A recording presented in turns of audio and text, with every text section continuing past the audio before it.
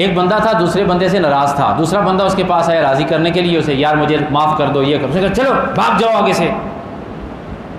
اب آیا معافی، کئی لوگ کہتے ہیں کہ اور معافی منگنے سے آئے، پہلے نہیں پتہ ہی بھائی خدا پرفیکٹ ہے، رسول پاک پرفیکٹ ہے، انسان سے غلطی ہو سکتی ہے۔ بعض لوگ کہتے ہیں یہ سوری کیا ہوتی ہے جی؟ وہ بندہ اس کے پاس آیا نا، اس کو کہتا ہے یار مجھے معاف کر دو، اس نے کہا یار میں نہیں معاف کرتا، چلے جاؤ۔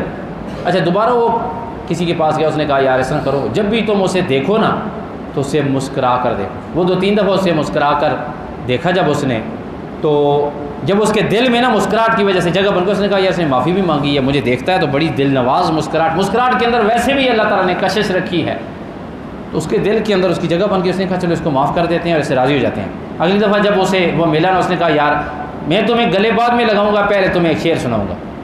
اس نے کہا سناؤ، تو اب بھی وہ شعر سنا، تیری اس مسکراہٹ پہ ہم ہوش گواہ بیٹھے، تیری اس مسکراہٹ پہ ہم ہوش گواہ بیٹھے، ابھی ہوش میں آئے نہ تھے کہ ظالم پھر مسکرا بیٹھے ہیں جی۔